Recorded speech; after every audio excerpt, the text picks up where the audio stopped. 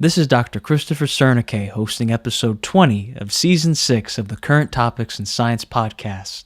This podcast will address breaking scientific news in light of the origins debate and host interviews with scientists. Today we will talk with Dr. Marcus Ross about the new book, Perspectives on the Historical Adam and Eve, Four Views, and a Defense of the Historical Genesis. This podcast is available on the following platforms: iTunes, Audible, Google Podcast, Spotify, and iHeartRadio. Video recordings of the podcast will be uploaded to YouTube. Enjoy the podcast.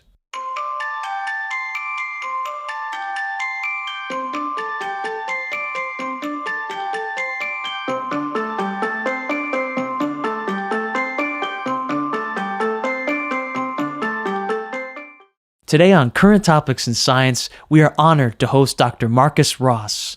Dr. Ross holds a BS in Earth Science from Pennsylvania State University, an MS in Vertebrate Paleontology from the South Dakota School of Mines and Technology, and a PhD in Geosciences from the University of Rhode Island. Dr. Ross has authored several scientific publications, featured in journals such as the Journal of Geoscience Education, Journal of Vertebrate Paleontology, and Michigan State University Press. Notable works include Finite Games, Infinite Games, and Creation, published by the Henry Center for Theological Understanding, and his work on biostratigraphy with relation to the geological endpoint of Noah's flood in the Journal of Creation and other venues. His expertise has been highlighted in acclaimed media like Is Genesis History?, Beyond Is Genesis History, Volume 1, Rocks and Fossils, and Creation Ministries International's Evolution's Achilles Heels, which is available at a discount in the interview's description.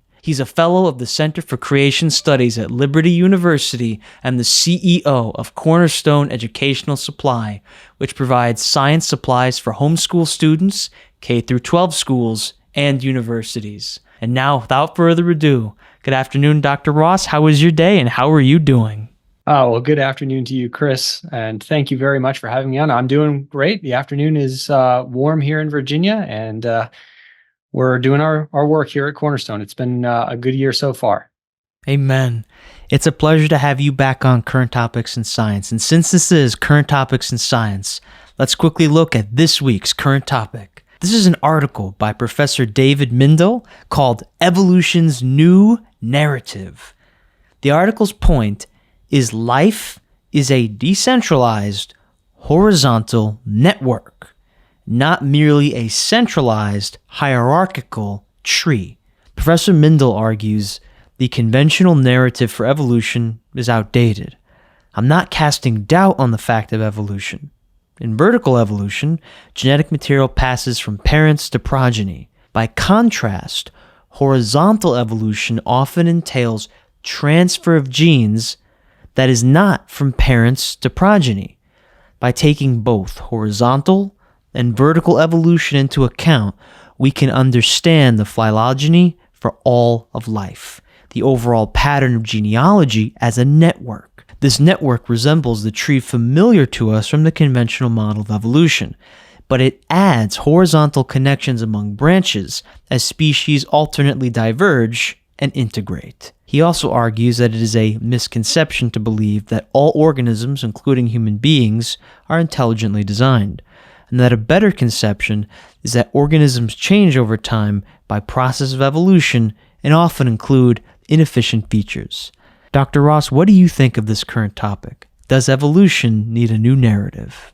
Well, it's a very interesting proposition that's being offered here by Dr. Mindel. At some levels, I think he is absolutely correct that horizontal transfer of genetic information from organism to organism has affected individual organism or species, as we tend to call them for microbes. It's kind of hard to define species there, but what we do define as species amongst microbes is complicated by these horizontal transfers, and that renders trying to make molecular phylogenies difficult and contradictory and non-robust. So one of the things that we do in paleontology a lot for among the evolutionary community is create phylogenies or evolutionary trees. And you're always looking for maybe the shortest number of steps in evolution, or you might be looking for another way that you might say, okay, what are the groups that are most robust and keep those, and you're looking for tree stability. And what these horizontal gene transfers do is they reduce the confidence that our phylogenies are correct by always making it possible that your other phylogenies are competitive with them. I think one of the bigger troubles that you're going to have, though, is how does this apply then to more complex organisms, of complex invertebrates, vertebrate organisms? Because I don't know that they're going to have as much difficulty in creating evolutionary phylogenies in a way that is complicated by these horizontal transfers. Right? Diseases can, at least theoretically, and in some cases do, transfer information into a host organism, but it's very small when you're dealing with a large, complex organism like vertebrates or like arthropods or mollusks. So it'd be interesting to see how that plays out. Certainly, I'm not an evolutionist, and so I don't think that this is ultimately the correct way to go. But thinking as an evolutionist, these sorts of horizontal connections are something that do need to be rigorously applied and included into a holistic evolutionary theory. Thank you for your response. Your thoughts on the new narrative of evolution lead perfectly to our discussion about the Genesis narrative and whether evolutionary or long-age theories can fit with it. In your newsletter, you asked, can young-Earth creationists and theistic evolutionists get along? This question frames your new book, where 4 Christian scholars present their views on the historicity of Adam and Eve. Dr. Ross, can you tell us about the book and comment on the nature of fellowship and disagreement? Yeah, well, thanks for bringing up that topic. I was recently in Dayton, Tennessee, the home of the Scopes trial, and was attending a small meeting of both young-Earth creationists and theistic evolutionists hosted by Core Academy of Science, run by Dr. Todd Wood, a biochemist. He's a young-Earth creationist, but he wants to see if there's a way for us to start discussing with each other and not getting angry all the time, to bring our disagreements together in a way that can model for the church, healthy disagreement. And that's something that in our current age of a highly fractured society is very, very difficult to do. It doesn't mean that we aren't going to ask each other hard questions or have significant, profound disagreements and ones that we can't get over, in a sense, right? We can't get around these. But can we still have fellowship? And the answer, I think, needs to be yes. Right? If I'm standing next to somebody who can recite the Apostles' Creed and the Nicene Creed with me, we should be able to fellowship. We might not be able to attend the same church. We might not be able to work in the same ministries because our ways do part on things. But that doesn't mean that I'm questioning their salvation. That doesn't mean that I am casting aspersions on their spiritual walk. That doesn't mean that they are casting aspersions on my spiritual walk, or saying that I'm bending or twisting science to fit my theology, or those sorts of things. We're all trying to grapple with how do you understand the world that God has made and the word that he has given and put them into a coherent whole, because we believe that our God is one and that what he has done and what he has told us comport with one another. This new book, Perspectives on the Historical Adam and Eve, I've got it over here. Nice spiffy cover. I liked the artwork for this. Features effectively 3 different theistic evolutionists and 1 young-Earth creationist, right? Me. Although that said, Bill Craig is open to evolutionary ideas, but he's also open to some kind of old Earth creationist perspectives. But he's far more comfortable with evolution happening. But as you get up to humans, he's okay with God creating something completely special and different. So we've got in the book one author, Kenton Sparks. He's an errantist in the way that he views the Bible. So he thinks that the Bible is composed by people talking about God, and God is using these communications, but God has not inspired the Bible in an inerrant way. He's inspired it, but let's not pretend that, this book is not without its errors. There's full of errors, is his argument. And so we shouldn't expect their ancient discussions and our modern science to have any connection at all. So he says, Adam, we have to consider to be a spiritual, mythological type of character, even though they thought he was real. So like on one end, you've got that. On me, you've got the other saying the Bible is inerrant and the earth is young and Adam is a recent creation. And in between are Bill Craig and Andrew Loke taking different perspectives on Adam. William Craig putting him deeply in the past at about 700,000 years ago as our sole progenitor. And Andrew Loke saying we don't need the sole progenitor part. We just need Adam to be a genealogical ancestor to everybody. It doesn't matter if there are other humans around or other beings. He doesn't consider them human. We'll get to that. But as long as we can all trace our lineage to somebody named Adam, eventually that's sufficient for Christian faith, even though there would be plenty of other people around there too. Adam's just one of our many, many great grandfathers. So that's a pretty big diversity in this book. That from inerrancy view to three inerrantists, but of very, very different stripes. I've got a chance to meet up with Kenton Sparks, the errantist perspective, and we got along very well. We got along really, really well. We've met up twice now, and he's a passionate evangelist. He loves God. He loves Jesus. He wants people to come to know Jesus. And yet here we stand on very opposite sides of this particular issue, but we can still come together and we can sing praise and worship together when we find ourselves in the same room. And I think that's something that is important to do. It doesn't mean that this perspectives book is filled with a whole bunch of kumbaya. It really isn't. It really isn't. There's some sharp words back and forth on this, but hopefully grace can abound, at least on my part. Dr. Ross, for the next 4 questions, we're going to discuss the key highlights of the book, examining each of the positions and covering the strengths and the areas for growth for each of the 4 views. Starting with the non-historical Adam and Eve view by Dr. Kenton Sparks. What is this view? What are the strengths? And where can it grow? Well, I really like the way that you put that, Chris. A lot of people will say strengths and weaknesses, right? And so that puts a much nicer reflection on the way that we would approach this. So, as I said, Kenton Sparks takes this errantist view. So he believes that the Bible is inspired by God, but written by people. In effect, the Bible is like it's like a compilation of sermons. So it tells us a lot about God, but it is not vested with God's inerrancy. God alone is inerrant. We as human beings are highly errant. And so any communications that we make, he thinks are filled with errors and mistakes.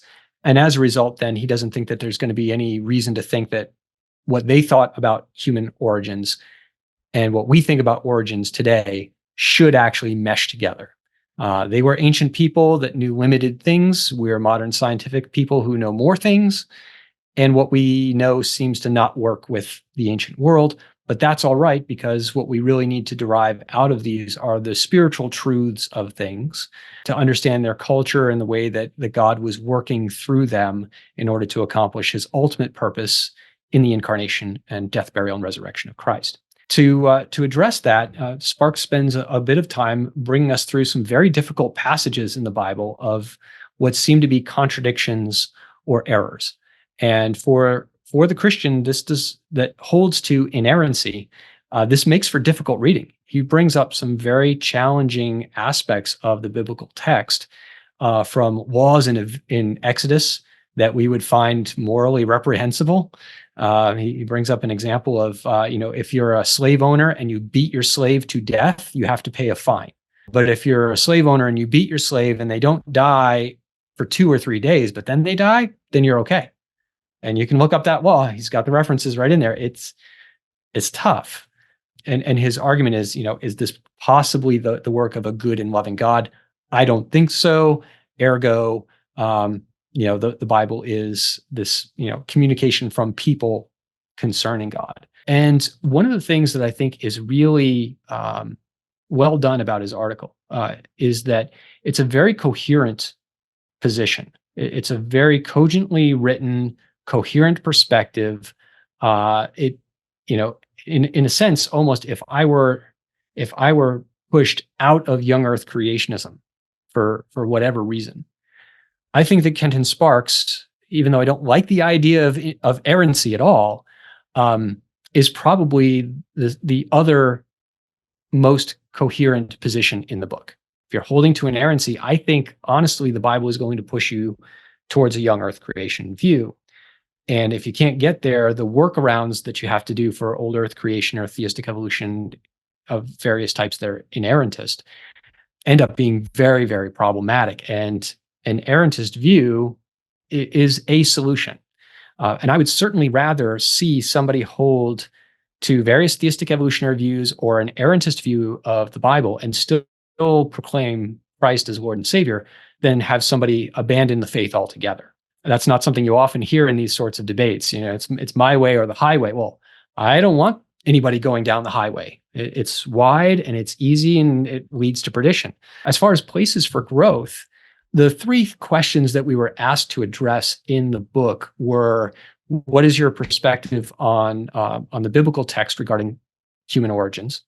What is your view of the sciences?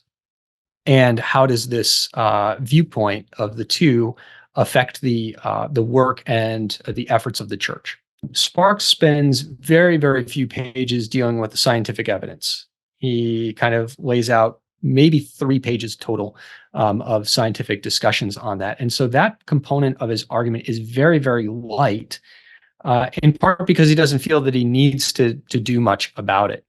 By setting up this case for errancy, you can just assume, any standard biology textbook and what it says.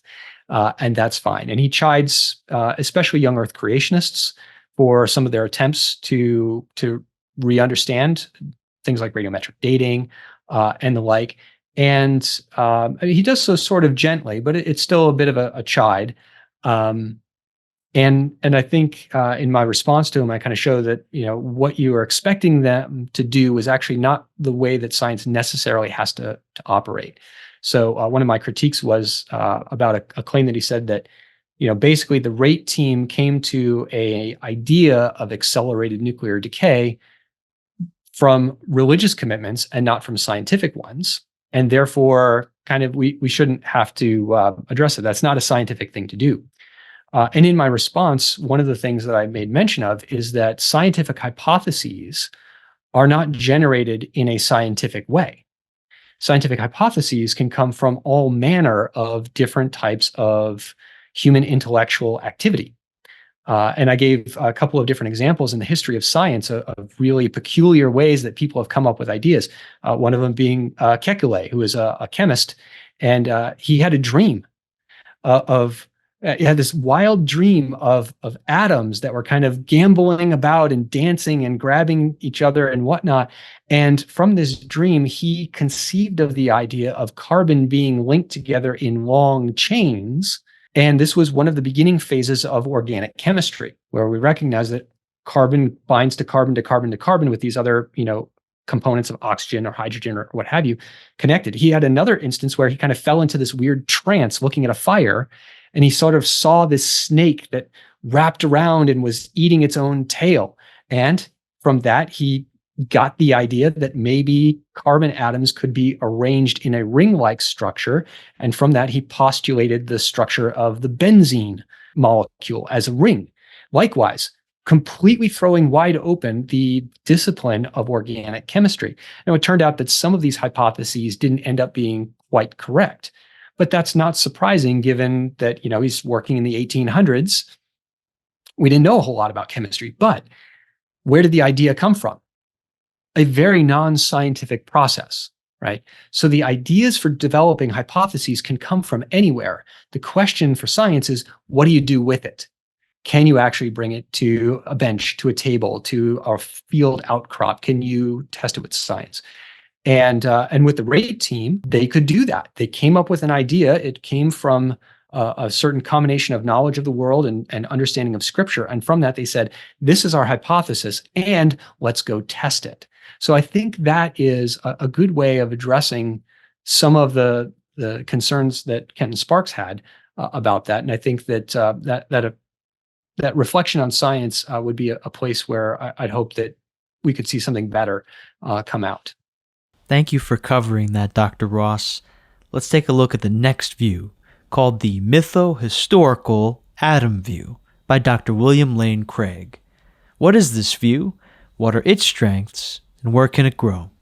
before this book came out, William Lane Craig was completing his work on In Quest of the Historical Adam, which is his full treatise of this position. And the Four Views book was really his idea to kind of keep the discussion going. Right, he's got this new idea, this new book. Let's get another book going with a bunch of different people talking about it. And so in this book, he's got a very, very condensed view of that. Right, we only have a few thousand words to work with, as opposed to his very substantive 370-page book, heavily footnoted. So Craig's view is that Genesis 1 through 11, the narrative components of those chapters, especially 2, 3, 4, 6, 7, 8, 9, but not the genealogies. And he never really says anything about Genesis 1 in the book. But at least the narrative components that talk about Adam and Eve and Cain, Abel, Noah, etc., he thinks that these are what he calls mythohistory. He's pulling this term from Thorkild Jacobsen, although Jacobsen used it in a very different sense. And so I don't quite like the use of the term mythohistory here, because it's not Jacobsen's term. It's his term redefined. But anyway, Craig thinks that if we properly understand how folklorists and mythologists understand myth, there are a suite of characteristics about myth. And when we compare those characteristics to Genesis, he thinks that they tick off most of the boxes. So Craig presents 10 different, what he calls family resemblances to myths. And you don't need to have all of them. You just need to have some number. And I don't know what that is. That's never completely clear, but certainly he thinks you need a majority of these. So according to Craig, his 10 characteristics or family resemblances to myth are that myths are narratives, whether they're oral or written down, that they're traditional, handed down from generation to generation, that they are sacred to the society that embraces them, and also objects of belief. Fifth, he says that myths are set in a primeval age or another realm. So they're outside of the here and now of our world. They're set in the deep past or some realm of the gods. That they are stories in which the deities are important characters.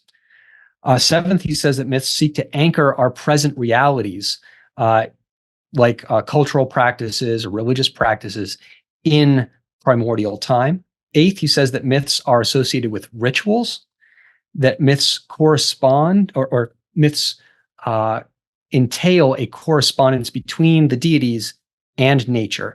That one, importantly, he says, is not found in Genesis because God is outside of nature and in control of it. But in most myths, the deities and nature are two sides of the same coin, the sun and the sun god type of thing. And 10th, he says that myths exhibit fantastic elements that are not troubled by logical contradiction or incoherence.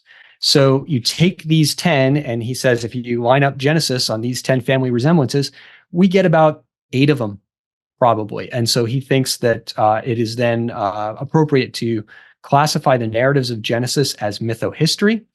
The genealogies, he thinks, especially, are anchoring us into some form of time. There's a historical interest, so he doesn't say they're just fables. But he also doesn't argue that there's any way for us to tease out what is historical and what is mythic. He says it's like coffee and cream. They've been swirled together. And so he does that. And it's one of the good parts about that is that it avoids creating a hard, fast definition of myth. Because when you do that, you're going to end up finding that there's always some myths that don't quite make the definition, and some things that aren't myth that somehow get in that definition. It's a typical problem we have in what's called demarcation, whenever you try and separate two things. We see that in science all the time. What is science? What is non-science?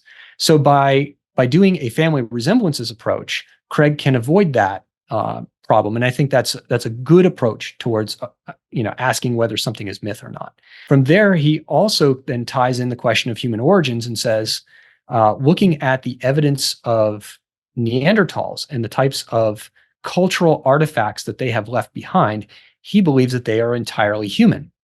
And since they are human and we are human, the ancestor of the two must likewise be human. So this is why he places Adam, which he thinks we are compelled to believe in from a handful of New Testament texts. He thinks that Adam must be at the juncture point between those two species. So as a result, he puts Adam in a group called Homo heidelbergensis, living approximately 700,000 years ago or more. He's flexible. If that's not the case, it could be another group. But largely, it's mythohistory. It's an analysis of the New Testament and trying to see where is Adam actually being claimed to be an individual, where other places where Adam is simply being talked about as a literary character, and then applying a real Adam that he believes Scripture requires to the anthropological record. So on the plus side, I think that he's got a good idea about identifying myth. I think that he's right about the New Testament requiring us to believe in a historical Adam. And I think that he's correct in his assessment about the Neanderthals as human beings. So those would be the places where I'd say I can agree with Craig, at least in qualified ways. And I say qualified because where could we improve? Craig's 10 family resemblances to myth include a lot of things that really don't help to adjudicate what is and isn't myth, right? So if myths are narratives, that's true, but so are scores of other types of narratives. There's lots of narratives out there. There are historical narratives, there are parables, there are myths, there are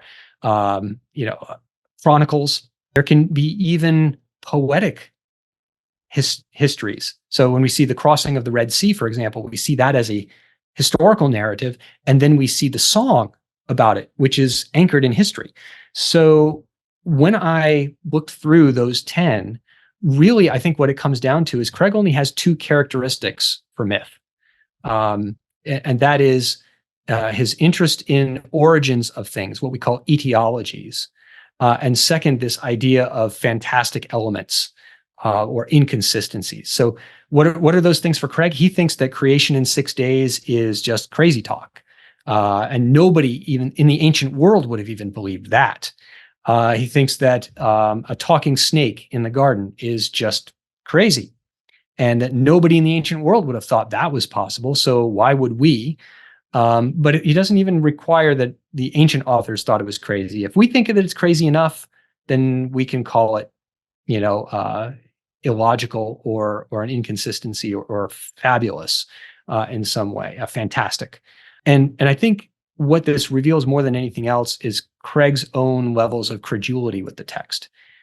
These aren't really, these aren't bounded, I think, by solid exegesis. These are bounded by his ideas of what he thinks is acceptable. And the one that bothers me the most is his characterization of God in Genesis 2 and 3 as this humanoid deity that is wandering around the garden, crafting people with dirt. This is an impossible representation of the transcendent God of creation. So I think Craig, who has done so much good work for the church in defending God's existence, I think Craig is so impressed by the transcendence of God, and he should be. You and I should be. But I think that is unfortunately over time come at the expense of God's immanence. And so the idea of God being with us, even in the garden, is repulsive to him. It really is. When you read it, you get this feeling he's just disgusted by the idea that God would be sort of fleshy, walking around, or manifested in some way. And he writes it off and says it can't be a theophany because there's nobody there yet. Well, he's about to make man, right? He's kind of nice if Adam wakes up to see him rather than Adam wakes up, then poof, there's something else there. So that's some areas where I think Craig's evaluation of the text is highly problematic. I don't think his etiology argument really works very well either. And I detail that in some of my critique. I do like his stuff on Neanderthals a lot. I think that that's very good. I think that he should extend that argument and look at some of the other hominids that he excludes because he thinks their brain capacity is too small to entail humanity and humanness. I don't think that's the case at all. There's plenty of organisms that have smaller brains that could also entail humanity. In fact, we have them around us all the time. They're called infants and newborns, and they are human, and they have very small cranial capacity when they're born. So we've got to be very careful about how we end up deciding who is and who isn't human. I like his approach for cultural artifacts. I wish he would extend further into some of the biological aspects where you would see things like Homo erectus probably clustering in with us, with the good work of, say, Todd Wood and Peter Brummel especially doing baraminology studies, created kind studies on these issues. The next view is called the genealogical Adam and Eve model by Dr. Andrew Loke. Dr. Ross, what is this view? What are its strengths? And where can it grow? Well, Andrew Loke takes a position very similar to Dr. Joshua Swamidass, who some of your listeners might be aware of. This genealogical Adam and Eve view posits that Adam was either created or selected out of an existing population of people and placed in a garden, given a test, failed that test, and was then ejected from the garden. And once leaving the garden, Adam and Eve's progeny, Cain, Abel, Seth, etc., would then mate out into the other population of people outside the garden. And Andrew Loke, in his model, what he does in his chapter is a little difficult as far as the average reader is going to be concerned, because he doesn't really lay out the details of his model so much as he does what's called a possible worlds evaluation. He creates a series of questions about what any model of human origins must be able to pass in order to be a possible one for Christianity. So he's got about 8 or so different categorizations. So he checks his model against all of these 8 things, and somewhat unsurprisingly, his model checks all the boxes and it's all okay. Therefore, it is a possible model, and good Christians should be able to hold on to it. And he, of course, thinks it's also, a good model, better than all the others. But we actually don't get very much for the details of his idea. He does that a bit more in a larger book that he's written. So like Craig, this is a condensed version of a larger scope project that he has. For Andrew Loke, the people that are outside of the garden are not human. They are not human. They are not made in the image of God. Even though they are biologically identical to you and me and to Adam and Eve, even though they may even have religious practices of their own, they are not human because they do not have ancestry with Adam, and he believes that they don't yet have the capacity for a right relationship to God. When they have a right relationship to God, they can be called human, but that's only going to come through Adam's lineage. That differs slightly from, say, Dr. Joshua Swamidass's version of the genealogical Adam view, where he says that the people outside the garden are humans. Swamidass says that Genesis 1 is a separate creation account from Genesis 2. So when God makes people in his image, okay, but Adam and Eve are a separate, special one. Andrew Loke, on the other hand, recognizes that Genesis 1 and 2 should be read together, and that Genesis 2 is an expansion of the events that happen on the 6th day. So for Andrew Loke, the people that are made in the image of God are Adam and Eve, and are only Adam and Eve. So he doesn't get to call the people outside the garden humans. So he specifically excludes them. Even though they're building technology and they have cities, and they will coexist with Adam's descendants for a significant period of time. This view, as far as what can I commend about this view? First off, it affirms a historical Adam and Eve, and as do I. And I think that Loke recognizes more passages in the New Testament than Bill Craig does about Adam and Eve's historicity. And so I'm going to agree with Loke on that. I think that that's correct. I think that he's got the genre of Genesis 1 through 11 more correct. He does think that this is all historical and narratives along with genealogies, although he favors, say, Jack Collins's approach to these as well. So there's going to be a little bit more play with how you can understand those compared to the way I do. But nonetheless, we're going to agree on inerrancy. We're going to agree on more or less the genre. We're going to agree on the importance of Adam and the singularity of Adam and Eve for humanity. He even believes in a flood that is universal with respect to Adam and Eve's descendants, but not global in extent. So kind of a Hugh Ross-like type of view of the flood is universal with respect to humanity. And humanity has got to rebuild afterwards. So those are some places where I can say, yeah, I like what I read there. As far as where can this be improved, or where are some places for growth, the style of doing this possible worlds evaluation is very difficult for the reader to follow. Very, very difficult. They're going to wonder why on earth we're talking about how souls get created. Is God creating souls individually, or are all souls originally embedded in Adam and they're just kind of being materialized as we go out? There's a 3-page discussion about bestiality that never answers the question, because if Adam and Eve are the only humans and the people outside are not humans, then what you have is not just bestiality, but you have successful hybridization of humans with animals. That poses significant problems, I think, existential problems to the understanding of what it is to be made in the image of God and the uniqueness of humans compared to all other things that God had created, which I think is the very clear teaching of the text. So as people discuss this, Andrew will say, hey, bestiality is something that happens in sin, right? There's Old Testament laws against it because and believe me, I don't like saying this word. It's a horrible topic. Nobody likes this topic. But like I said, he brings this for 3 whole pages of discussing yes, no, good, bad. Well, if it did happen, it was bad. It was sin, or did God intend it? Don't know. And in the end, there's no answer to this. It's just either way, however it gets sorted out, it doesn't affect my model. And there's a lot of that. A lot of Loke's ultimate answers are either way, this is fine for my model. And again, you don't know really what the model is. And so actually in my response, I kind of describe what a genealogical model is supposed to do.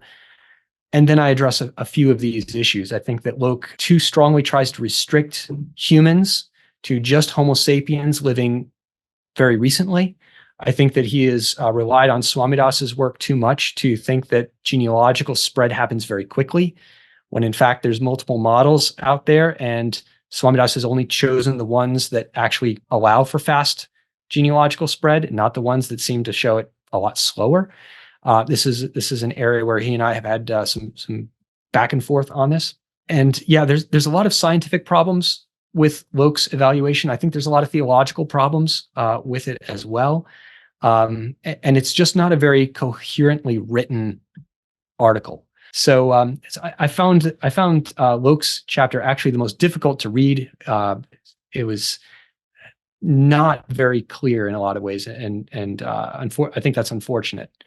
For this question, we're going to be taking a look at the position that you advocate, the recent Adam and Eve view. Dr. Ross, what is this view? What are its strengths, and where can it grow? I'm writing in as an advocate of a recent Adam and Eve, and in particular as a Young-Earth creationist. So Andrew Loke says that he is an advocate of a recent Adam and Eve as well, but it's only genealogical. Excuse me. For me, I'm viewing Adam and Eve as the original sole progenitors for all humans of all time, and that there was nothing like humans before or alongside them. So no pre-Adamites, no co-Adamites. So very different from Andrew Loke, also different from Bill Craig. So for me, my task is to do a number of different things with an audience that, generally speaking, in theological circles, is not as open to young Earth creationism as I certainly wish they would be. Young Earth creationism has not always done a good job of reaching, especially to the academic level, evangelicals, the scholar levels. We just don't write to those audiences. So this is a unique opportunity, and one that I don't want to fumble. What I want to do in my chapter is to set out how it is that I view the Bible, right? Following these 3 questions that we were given. What's your view of the Bible? What's your view of the science? And how does this impact the work and ministry of the church? So I spend a good bit of time talking about how I think that Genesis is a historical narrative, not talking much about Genesis 1, but a little bit in its interplay with Genesis 2, mostly focusing on Genesis 2 and following, about Adam and Eve as recognized not only in those passages of Scripture, but elsewhere as we go, as historical individuals whose actions are tied to our own space-time reality. These aren't something that happened in, say, Bill Craig's primordial time or other realm. Primordial time for us is still real time. It happened in the deep past, but still part of our past. And so I present a general survey and minor defense of a young Earth perspective on these passages, about the cosmic nature of the fall, So I spent a good bit of time talking about that, both in Genesis 3 and the reverberations that we see later on in Scripture. I argue for Genesis 1 and 2 being read together on the basis both of those texts, but also in things like Genesis chapter 5, the genealogy of Adam blends elements of Genesis 1 with elements of Genesis 2 through 4 when it gives us that first paragraph about Adam. So we see that Adam has a son in his own image and after his likeness. That's terminology from Genesis 1. And that son is Seth, which is from Genesis 4. So we have a continuity of all of these chapters. And I go to other areas in scriptures to look at that as well, especially in the New Testament. Spend a good bit of time in Romans. And unfortunately, due to the brevity of time, I can't spend a whole lot of time elsewhere. We might be looking at passage in Acts 17, where Paul is at the Areopagus. We could be looking in detail at 1 Corinthians 15 and that classic passage about Adam and Christ and resurrection, right? So building up a case, especially through Romans, first off, that we have to consider other individuals talked about in Romans as historical as well.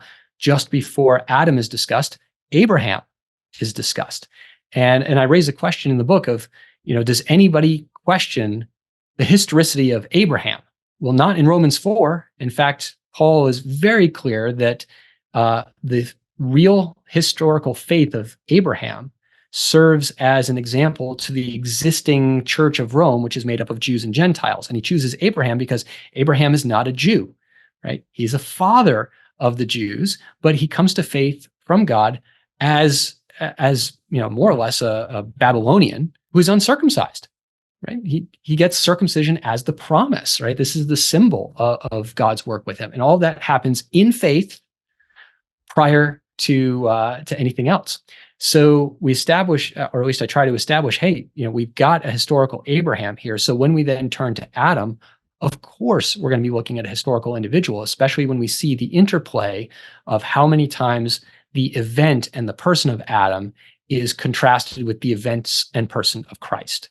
And Bill Craig says as well in his book, actually, that there's no way that a fictitious character can affect our space-time reality. And I think that's a very good point. And it's one where Craig and I agree. So I go through the Old Testament, I go through the New Testament to establish the historicity and the sole progenitorship of Adam and Eve, and also to establish the cosmic nature of fall.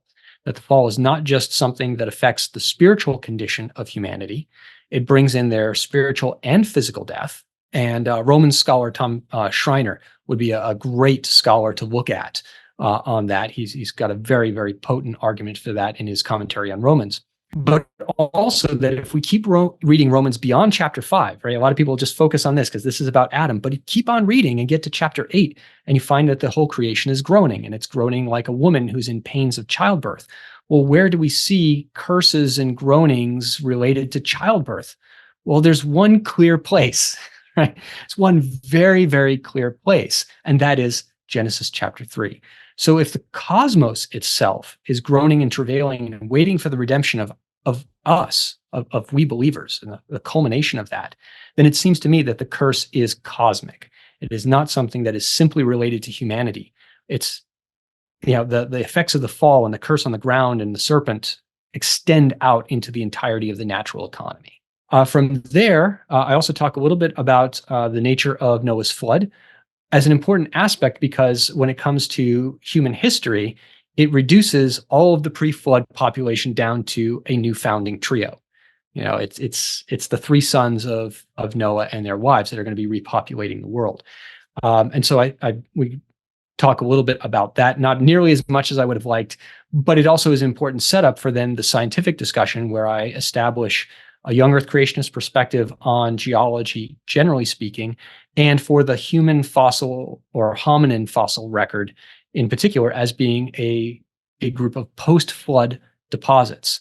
So while many of my co-authors in this book are wondering, where in the anthropological record are we going to find Adam? Is it going to be in Homo sapiens? Is it going to be in Homo neanderthalensis? Is it going to be in Homo heidelbergensis, like Craig?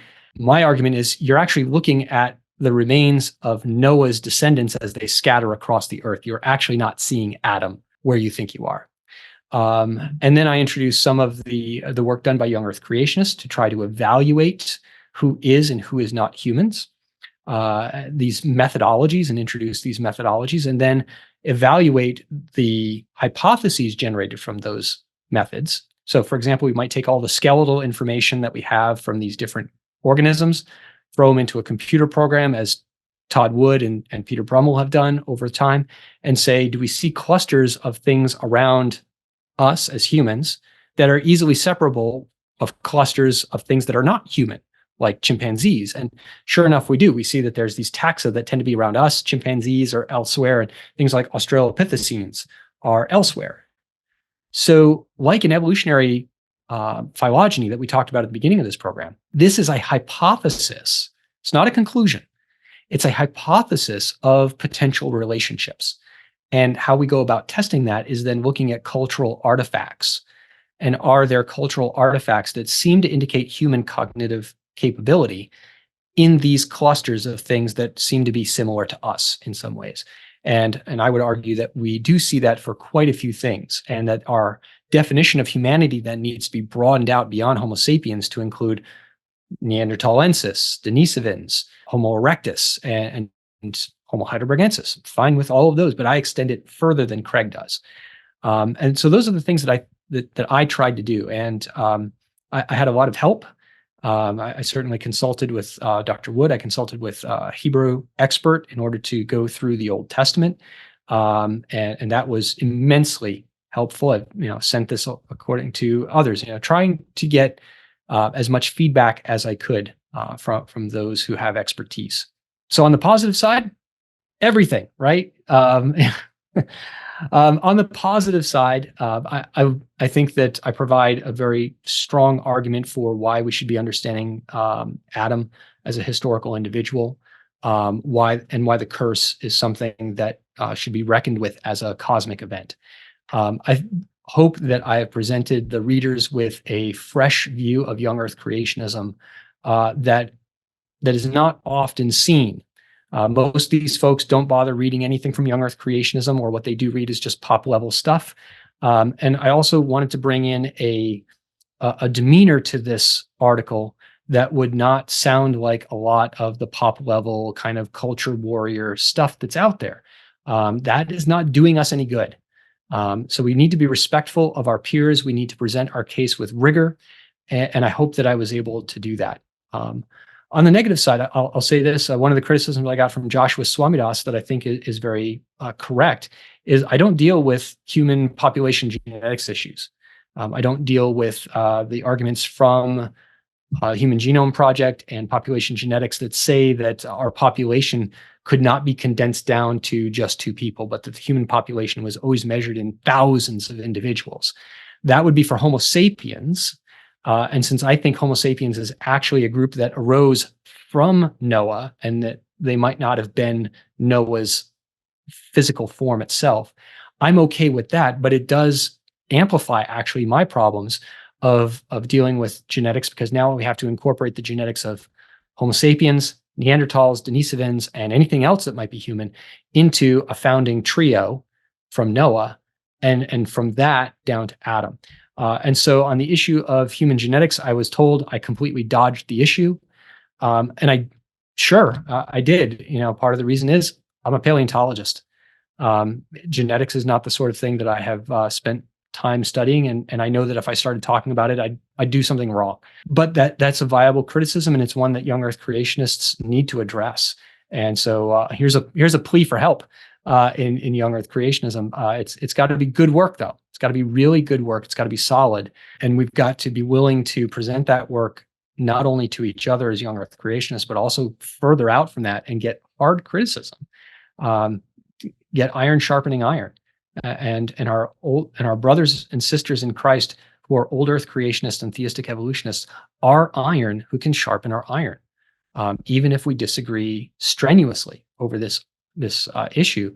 That doesn't mean that you can't trust them ever, right? That's a bad way to go about it. And sometimes we tend to think like, well, I want to be right. I don't care if I have friends. I want to be right. Well, I'd like to be right and have friends. that would be better. That would be the best. Now it turns out that I'm not always going to be right.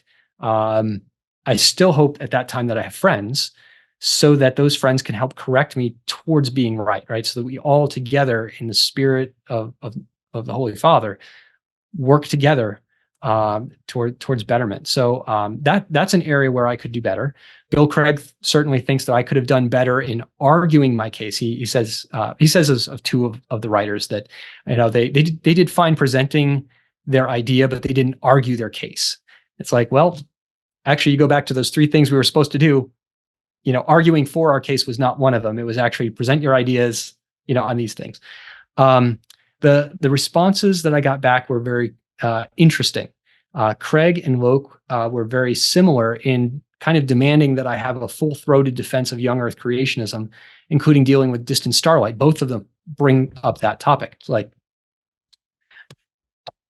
book is about Adam, not atoms, not the origin of atoms and the Big Bang or anything like that. It's about Adam. But both of them come after me and say, hey, we can't take creationism seriously. You didn't deal with plate tectonics. You didn't deal with distant starlight. You didn't tell us how koalas made it to, and this Bill Craig, you didn't tell us how marsupials like koalas get to Australia. Like, did you read, what I did write? So it was very peculiar. Kenton's response to me is very polite, very, very generous. But also, kind of not, it's one of those like, well, you're an inerrantist and I'm an inerrantist. We actually read the Bible almost the same.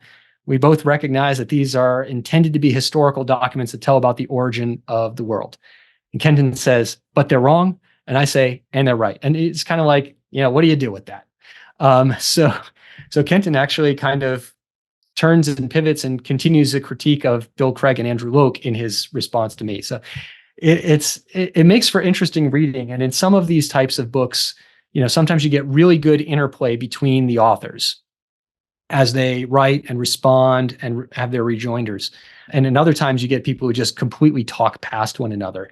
And there's a little bit of both of that in this book. There's some places where the criticisms are really strong. Andrew Loke, to his credit, looking at the way that he responded to each of the others, he spends a lot of time trying to throw out, hey, I've got this issue, I've got this issue, this issue. He read them carefully, and he presents a lot of things that he thinks are problematic. It's a little shotgun. It's and so you can't handle all of them. But I would say, as far as a reader and responder, he was one of the better ones to each of those. Dr. Ross, we've now come to our final question. The subtitle for your view is A Modern Young Earth Approach. What makes your approach modern? And how does the modern Young Earth idea square with the old story of the gospel? That's a great question. And one of the things that I did try to do in my essay is maintain it as a thoroughly biblical, Christocentric type of approach. As I spend time talking about Adam as our original parent, as I talk about the fall and its consequences, I also bring in the aspect of Christ as the last Adam, whose death, burial, and resurrection overcome our feeble issues. Not only that Christ, it's amazing, as you read Romans 5, not only does Christ's resurrection and triumph overwhelm Adam's sin, it overwhelms every subsequent sin that has ever happened or ever will happen. Adam's sin is catastrophic, but Christ's redemption is beyond universal. It encapsulates everything that could possibly happen in our universe and says, I'm still bigger than that. And so, that is something that for me as a paleontologist, having to try to dig my hands into the rich writings, just copious amounts of writings on Genesis and on Romans and on 1 Corinthians and on all these other passages, was just tremendously rewarding. It opened up an entire world of biblical scholarship that we in Young Earth Creationism, quite frankly, don't often know about. And so one of the ways that I want this to be a modern Young Earth Creationist approach is that it's not just a science argument. And it's not just a authority of the Bible argument. As much as I think that the authority of the Bible is important, That needs to be established. That needs to be something affirmed. That needs to be something championed. But how do we do that in a way that isn't just planting a flag and saying, I stand with the Bible, when other people are saying, yeah, but so do I. I stand with the Bible too. You young earth creationists don't have a monopoly on standing by the Bible. And I think that we have made mistakes in the past of kind of setting that up where we are the only ones who claim that we are following the Bible correctly. Even if we are the only ones following the Bible, it's not, it doesn't read well and it doesn't come off well to others who have affirmed inerrancy, who have championed the faith. If you look at great evangelists over time and massively important people who have trained seminarians for their entire lives. And because of their different opinion on Genesis, we call them compromisers and we call them wishy-washy. That's just wrong. That's honestly sinful. Even if you think that they have made a compromise, that is different than calling somebody a compromiser in a pejorative fashion. So I think that we need a lot more grace. That's part of what I hope to bring to the table on this, but also to bring to this generation of pastors, seminarians, academics in evangelicalism, an understanding that young earth creationism is a far more robust approach to the scripture than is commonly presented. Yes, it is, I think, the right reading of the text at its surface, but as we plumb the depths of the text as well, and that it actually becomes more powerful. I was really expecting when I started delving into this that my own view of creationism was going to be shown to be naive because there were these other ways of understanding the text. And in the end, I did not find them very compelling. I was surprised at that. And I don't say that to be arrogant or anything like that. There's a lot of things that I've gleaned from other people's perspectives. I think that young earth creationism needs to be far more nuanced and embrace more understandings of the literary aspect of Genesis. For example, we often denigrate the framework hypothesis because it was presented as this way of kind of getting around the historicity of Genesis, that it's just a literary construction. But that literary evaluation or that literary construction is there in Genesis. You can see the parallelisms between the first 3 days and the second 3 days. You can see the parallelisms between day 1 and 4 and 2 and 5 and 3 and 6. They are there. They're imperfect. And young earth creationists have often keyed in on those imperfections to say that it's not really there. It is there. And I think that it's a literary aspect that is enrobed the historical core. And the reason that it's imperfect is because it's actually put on top of history as a way of helping us to remember what's going on. I would tell this to my students. What comes after H, I, J, and K? Well, L, M, N, O, P. Yeah, right? And is that wrong? No. I mean, is it just L? Or if you want to be really pedantic, you could say Z, right? And he was like, oh, fine. There's always one of those people. But, in the song that we learn about the alphabet set to the tune of Twinkle, Twinkle, Little Star, LMNOP is what follows. And it's a memory aid. And I think that the Bible is doing things with framework hypothesis, for example, as a way to help us remember that if you can remember what happened in the first 3 days, the next 3 days are going to be easier for you to remember because they follow the same kind of pattern. God did this historically. He did this in sequence of actual days. And Moses is also writing them in a way that is going to help us remember, because these people are not reading the text most of the time. They are hearing the text. And you see that in the New Testament. When Jesus speaks to the masses, he says, you have heard it was said. But when he talks to the Pharisees, he says, you have read. It's a key difference. I also want to bring to the table a modern understanding of anthropology, paleoanthropology, of what are the methods and the techniques and the scientific approaches that creationists have taken to understanding who is and who is not human, and put that in a framework of geology that understands our placement of these fossils within the context of being after the flood versus in the flood. Why? That is something that needs to be explained, because most theologians and seminary students do not know and understand the models that we have in young earth creationism. And there are several, there are competing ones. I'm presenting my own. But there are different models out there, but they don't know any of them. It's all just kind of the flood. And then there's people. And so with that, you need to kind of do a bit of groundwork of saying, here's where we're at currently in young earth creationism. So that's what I hope to do with this modern young earth creation approach. We bring them up to speed on where we are with our science. We also present, hopefully, a very, very robust, theologically enriched presentation that doesn't just talk about the days are days and it's a historical narrative. We have to justify those. And we have to bring in the other biblical text to that, because when read canonically, I think the Bible is making a very clear statement about the recentness of Adam, the universality of sin, and the cosmic nature of the fall, the universality of the flood and the restart. And so what do we do with all of that in light of modern science? Here's hopefully a good path forward. Dr. Ross, thank you very much for your time. It was an absolute joy. And to our listeners, thank you very much for taking the time to learn with us on current topics in science, where scientific discoveries are examined in light of the origins issue. You can find Dr. Ross's biographical information, his lectures, papers, YouTube channel, and more information in the description. Additionally, as mentioned, you can find the documentary Evolution's Achilles Heels at a discounted price in the description, along with a link to the Christ Jesus Ministries merch store. Please share and subscribe to the Current Topics in Science podcast. It's available on iTunes, Audible, Google Podcasts, Spotify, and iHeartRadio. Thanks again for listening, and remember, the truth saves.